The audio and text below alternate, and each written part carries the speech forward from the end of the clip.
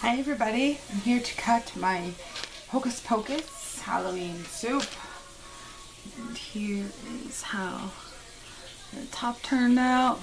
And I must say, I'm definitely pleased with how this turned out. I wasn't sure how it was going to be because I had a heck of a time getting this purple, and yeah, it was just a bit of a nightmare. So there may or may not be a making video of this because, well, I recorded the making of it, but there was some noise going on in my house, so, and it just turned into a bit of a nightmare getting the purple. So I'm going to attempt to edit that video with like music in the background. So yeah, if there's a making video of this, it would be up by now before you're seeing this. It's a weird thing to say. I feel like I'm like Twilight zoning it here.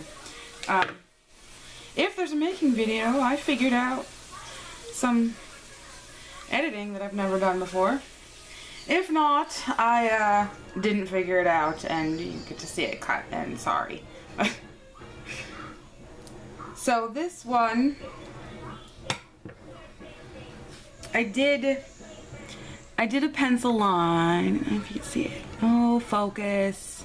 What the heck? Hold on, let's try the next part. I did a pencil line in the middle with two different micas. One that was black and one that was like, oh, what is it called? It's like a really weird bluish gray funky looking mica. So no, that's not what I used. I used black and a green one. A green mica that was like almost like a lime green. My bad. And my hope was that it would be a little more visible and that it would kind of come through or smear, you know, run down and do something.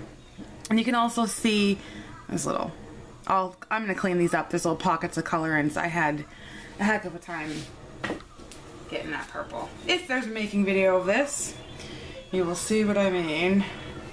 Although I'll probably edit most of that part out because it was just, it wasn't fun to watch. It wouldn't be fun to watch. That's for darn sure. I started off with, I had two different purples.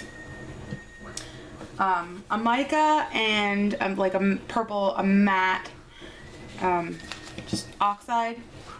I had those mixed together in oil, a pretty good amount, and I thought that might be okay. Put those in, nope, muddy gray. And then I just added more of that. Still muddy gray, just darker. And the main component of this is a fragrance oil that's supposed to accelerate some, not terribly, but some.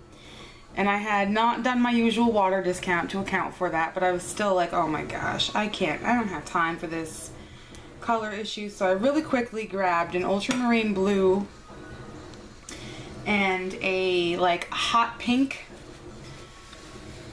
What is it? I forget what it's called. It's a, I think I should, if I get the making video up, you'll see, because I think I showed it to the camera. No, I don't know. Anyway, it's a hot pink, like, you know, neon pink type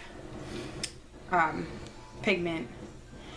Mixed those together in some oil, threw that in, and purple. And then I just put a little more in to deepen it now that I finally had the shade I wanted. Threw some more in and finally got the purple that I wanted. But it was like a rat race to get it done because the soap was getting thick on me. So definitely have some little specks of color in here to clean up, because it was just crazy getting it in there. Mixing up all these color, oh, it was just a nightmare. It was a nightmare, but it turned out good and I'm happy with it. I'm definitely happy with it. The green is exactly the green I wanted, and the purple eventually ended up the exact color purple that I wanted. I wanted like, you know, a Halloween-y, witchy type colors. Since this is a Halloween soap, obviously, and it's called Hocus Pocus. And the scent is mostly cinnamon bark. This is really spicy, very cinnamony. But it's got a lot of other things going on in the background that you can't really pick out, but they just, you know, add to the blend. A big one is patchouli, and then there's like a tea, like a black tea, and some herbal notes, that kind of stuff, you know, just your Halloween witchy kind of things. And this is the first video I'm recording using my little handy dandy cheese slicer cutter. However, I'm not, it's like Twilight Zone again, but I'm not gonna upload this until late August, and I'm sure I will have had other videos using this cutter. Oh, and excuse my daughter, before then, so.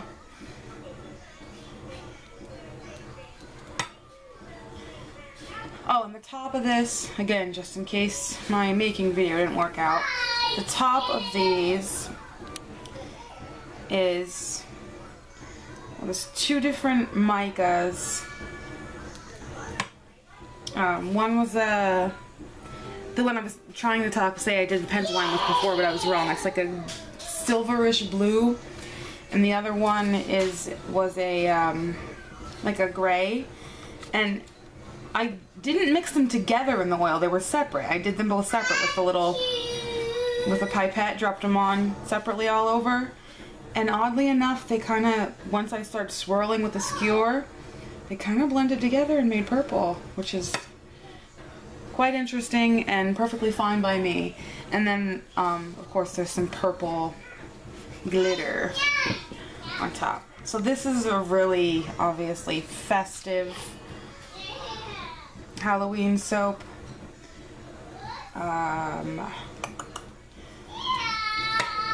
Traditionally scented. It's gonna definitely bleed. The color is gonna bleed. I personally never have any trouble when that happens. Not as far as like staining. I don't get stains or anything. I mean, it's the color, and even if you know you rub, if you're using a washcloth and you're rubbing the, so you know, creating lather on the washcloth, and you see coloring all over the washcloth, it's not a need to panic, because for me anyway, once you start working the lather more and then actually washing yourself with it, you're just gonna, and you know, it's just gonna be regular bubbles. The colorant will go away. It's like the colorant is being delivered to the washcloth via soap, so it doesn't actually stain. However, I always kind of give my customers like a heads up anyway. You know, don't use an expensive white washcloth with these highly colored soaps, just in case. But I've never had any trouble. I've never even had a situation where it was on there after the shower where it had to, you know, come out in the wash. So, but I would imagine it would. So, you know, yeah, it's fine. But like I said, lots of color in this one, but it was worth it. In my opinion anyway, worth it to get this really great witchy Halloween-y soap. I mean, it just looks amazing. I know this one's gonna sell fabulous at the fall festivals that we're gonna do. So, okay, here you are. This is Hocus Pocus. Thanks for watching. Bye.